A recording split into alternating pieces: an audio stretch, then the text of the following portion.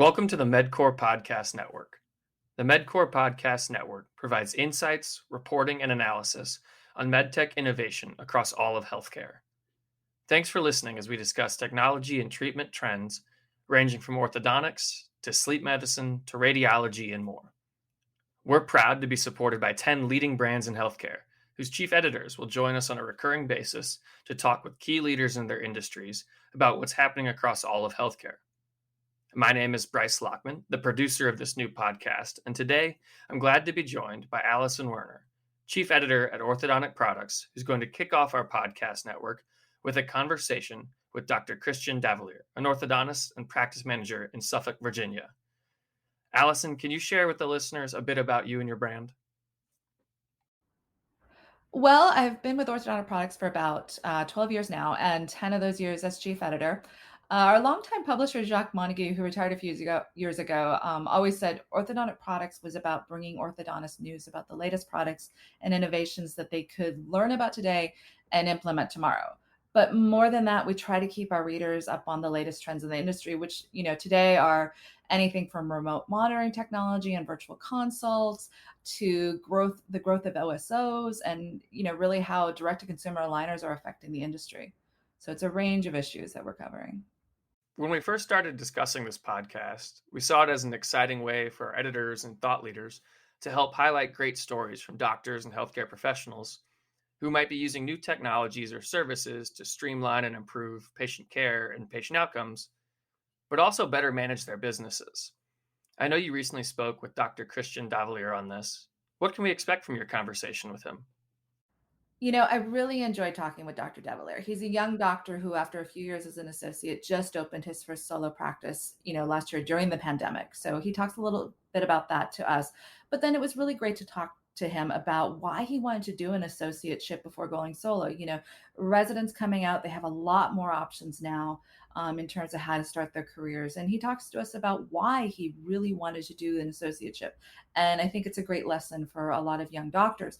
But then, we also talked about, what he's excited about in terms of technology and how it's evolving in orthodontics. And then, we dug in a little bit deeper into, his practice management platform and why it's so important to him to be working in the cloud to manage his practice. So I really think, listeners will learn a lot from him and, gain some insight into how they can be using technology going forward. I'm excited to learn. Let's get to it. Dr. Davillier, can you tell us about your practice? How long have you been practicing, and what's the area where you are practicing like? So I finished residency in 2017.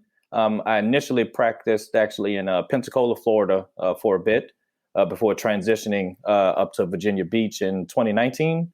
And I kind of went solo on my own October of 2020. There is kind of suburban, kind of rural. I'm in Suffolk, Virginia currently. You've been in this office since October, which means you set up during the pandemic. During the pandemic. What was that experience like? How far along were you in the process when the pandemic hit? So when it hit, probably, I would say I had signed the lease, but they were not yet broken ground yet because it is a sort of a new retail location. So construction hadn't begun. So I think with everybody just sort of maybe a slight panic set in, how's this going to work with the pandemic? And then, of course, the shutdown came in March. So at that point, really kind of started sweating to see how was this all going to kind of play out and fold out. But in the end, things kind of progressed maybe a little slower on the construction side than I would have hoped. But by October 2020, I mean, we're ready to open up, and that's what we did. Great. So when you signed the lease in March, were you still practicing down in Florida, or were you already up in Virginia? I was up in Virginia Beach, associating for another doctor. Yes. Oh, okay, great. Mm-hmm. Okay. Yes. So you practiced for about 3 years though before you set up this practice. You went into an associateship. Why did you decide to do that right out of your residency? Associate really just to get more experience on the business side.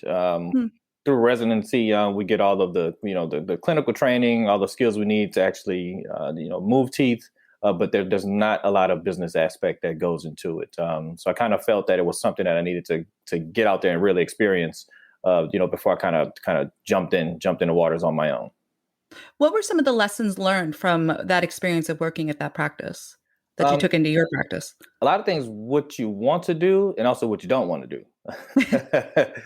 So, Exactly. people kind of run their businesses, the way they see fit. But you kind of pick and choose, they do this really well. They could maybe, do this a little better. And so what you hope is that you kind of take the things you want to do better and take that as you transition into your own practice. Mm-hmm. So what do you think helps your practice, or what makes your practice stand apart? What is your goal there, or where do you feel you are at this point? I'll say our goal really is to make people smile. I mean, I think that's kind of cliche, but really that's what it's all about. We're here to really make folks smile and really change lives. I mean, when people put their best face on, you say, when you first get that smile, that first impression, that really, puts someone ahead of the game in this world. So I think what really sets us apart really is just really focusing on our patients, making sure that they really have a great positive experience here at Davillier Orthodontics. Let me go back a little bit. Why did you decide to go into orthodontics? I would say really, actually, it's more so on the theory side. I really like the biomechanics of tooth movement. There's a lot of physics involved in that, which is just a course that I actually enjoyed back in college. Okay. So what modalities, or what do you enjoy about orthodontics right now in terms of the technology or the way you're practicing clinically? What excites you? Yeah, really the technology and really the shift towards, I would say, more technology in orthodontics. We're really in the phase of going from analog to complete digital. Aligners, of course, I want to say maybe 20 years now. Since the advent of clear aligner therapy with Invisalign. But of course now, I mean, there are 5 or 6 companies now that are doing clear aligners. And not only that transition, but now we're getting to the point where a lot of offices are doing their own printing, with 3D printers in office. We're even getting to the point where a lot of our brackets are now being custom. So, we've got 3D custom brackets that are tailored to each individual patient and each individual tooth. Right, exactly. So when you opened your practice, what were some of the technologies you were really focused on implementing? Initially, really being in the cloud. I really didn't want to have a server on site. There are a lot of technical complications with hosting those, and I really want to have access, to my business and to my patients, really wherever I went. I can access it at home. I can access it in a restaurant if I'm halfway across the world. If I've got a browser, internet connection, I can get in and kind of see how things are moving. And besides that, really, focusing on clear aligners, which is, an aesthetic option that most patients are really looking for these days.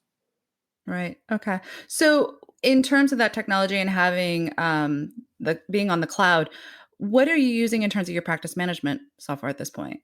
Currently, Cloud9. Okay. Had you had any experience with it before you opened your practice? I did.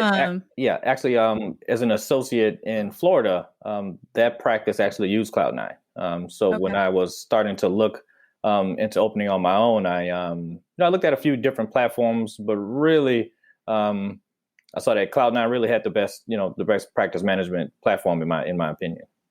Okay. So what parts of Cloud9 stand out to you? Is it the way it helps you with the clinical workflow, with the financial management, the patient communication? What there stands out to you? I think really it starts because it's really a true cloud platform. So some of the other systems were really server-based systems that they've kind of built a cloud, application kind of on the back end. But Cloud9 was really built, from the ground up to be in the cloud. If you got, like I said, if you got a browser internet connection, you can hop on. But besides that, really just the ease of use and user functionality. I mean, you really can log in and kind of navigate things. It's really not very complicated. If you got new staff members, you can really get them up to speed. Really within 2-3 hours, and they're scheduling patients and they're kind of rocking and rolling. Okay.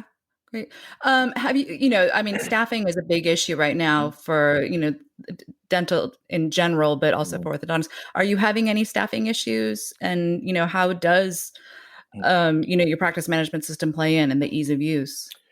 Yeah, I think probably more so over the summer, we had a few issues. We were, using a few platforms to try and recruit staff. At that time, I think most businesses can probably, attest to this. There was a bit of what they guess you call it ghosting going on. So we'd schedule interviews, we talk to folks, but then when it was time for them to come in, it's kind of a look for me type of situation. But once we've got a great staff now, so we found the right people, and really just getting them on board and in the system with Cloud9 is just really simple and really easy. Okay, great. In terms of how are you using it personally, in that clinical workflow? How does it serve you there? Probably mostly just the efficiency standpoint, just making sure the scheduling is situated to where, the doctor is where it needs to be when it needs to be there. Of course, we've kind of got a chart on the side where you can kind of see, do I need to go to chair 1, chair 2, chair 3?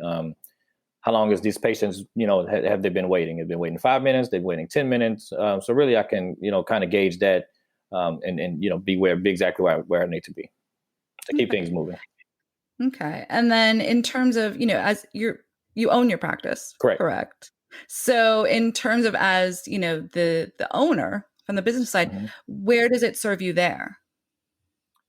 I would say that really for all the functionality we get, it's really a great price point. And again, being cloud-based, again, there's no server on site. That's another big, financial aspect there. And there's no maintenance on site. Not only that, I don't have to have, backup drives on site. I don't have to, back up all the data every night. I think traditionally, the owners would, back everything up at night in the office. They didn't take that drive to their home, back it up on another server. So you never lose that patient data. But with Cloud9, I just log out and I'm good to go. Okay. Are there any tools within the software that you like using from kind of managing your practice from a financial standpoint and kind of keeping track of metrics? Really, probably more so the reporting aspect. We run daily reports just to see, how our production is going, how our collection is going. It's really just, 1-2 clicks and I've got all the information that I need. Oh, okay. Okay, great. And then you said your staff has had a good experience in terms of onboarding and getting up to speed within a couple of hours. What do you hear from them in terms of the features that they like in terms of maybe communicating with patients or anything like that? I think probably big thing with the staff is the appointment reminders. It's kind of set up in the background. It's automatic. Like I said, traditional systems, if they don't have that aspect, the staff would be, calling every patient, the day before to make sure they're coming, calling every patient, if, to remind them a week ahead of time of the appointments. Whereas here, it's all automated. We set it on a schedule. So the system sends everything out and we really don't have to worry about it.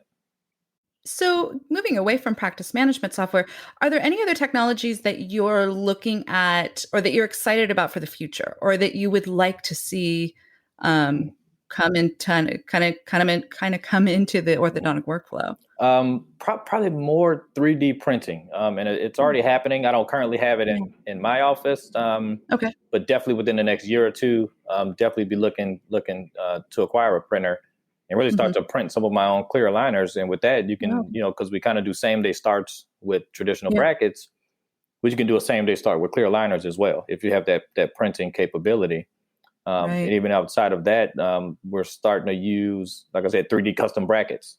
So I'm not sure, maybe a few years down the line, we can actually print, an individual bracket for individual patient, individual tooth in office and place those brackets on that patient that, that very same day. Yeah. Do you think that kind of that ability to offer same day, but also to give the patient really this idea of custom, do you think that that's what they're that's what today's patient is looking for? Absolutely. Consumer? It's all about customization. We really don't, well, at least the consumer is really not looking for a stock generic product anymore. They want something that's specifically for them. And really it cuts down on treatment time. It's very efficient. It's, makes things a little more comfortable and seamless, and it flows.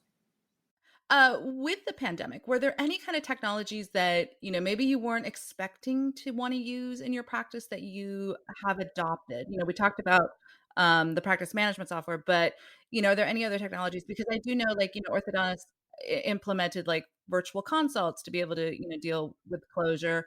There's the remote monitoring. Is there anything like that that you're using in your practice, or maybe that's, or anything that the pandemic made you think, okay, I've got to be prepared for? Yeah, really, virtual consults. Really wasn't expecting it. I wasn't expecting it to be effective. What I'm hearing, we don't currently offer virtual consults here, but it's definitely something that I'm looking to implement in the future. But what we did do is two-way text has become vital. Wow. So instead of sending email reminders, really it's a custom direct communication, a direct link. I mean, the data shows if you send an email, it may get read in 10 minutes, it may get read in 30 minutes, it may be read tomorrow. But if you send someone a text, it's typically read within 5 to 10 seconds. So we're able to actually have that dialogue, that immediate dialogue with our patients, and that's been it's been extremely vital during the pandemic and even now. Yeah, no, I would imagine, because I mean, I know personally from my standpoint, like I do respond to text. If I get an email, I'll check that later. Exactly, and then it's 100 messages later, and it gets lost in the shuffle. Yeah, exactly. But no, I think that's meeting the consumer where they are at this point. Yeah, so definitely. and adopting those technologies that they're used to in other parts of their lives. So why wouldn't they expect it with their orthodontist? So I think if you look at just around in general, everybody's got. It's in our hands constantly. Yep, exactly. Exactly. So before we wrap up, what excites you about the future of orthodontics? I would say really customization in the technology going forward. I think in the past, some of these companies, coming forward, and the orthodontist wasn't at the forefront. He didn't necessarily have complete control over the product or the patient outcomes. But now with 3D printing, we're getting to the point where we can print those aligners in our office. So we have control of that. We can dictate the movements there. We can dictate, really patient outcomes and the efficiencies. And even we're getting to the point now with customized 3D brackets. Again, we can print those brackets in office. We're really in control. And I think it's going to lead to really, really great patient outcomes in the future. Great. Well, thank you for speaking with us today. It's been a pleasure. Thank you. It's been a pleasure. And that will do it for our first MEDQOR Podcast Network episode. I hope you enjoyed Alison and Dr. Davillier's conversation. For more orthodontic-focused content, please subscribe to our daily or weekly newsletters linked in the show notes. As for future podcasts, coming up, we'll have appearances from Carrie Stevens, Chief Editor with Axis Imaging and 24/7 Magazine, covering global radiologic trends and the healthcare technology management field. We'll also be joined by Carl Strom, Editor-in-Chief of The Hearing Review, covering all things audiology. So please be sure to like and subscribe to our podcast on either Apple, Spotify, Google, or Amazon podcasts, or wherever you like to listen. Thanks for tuning in.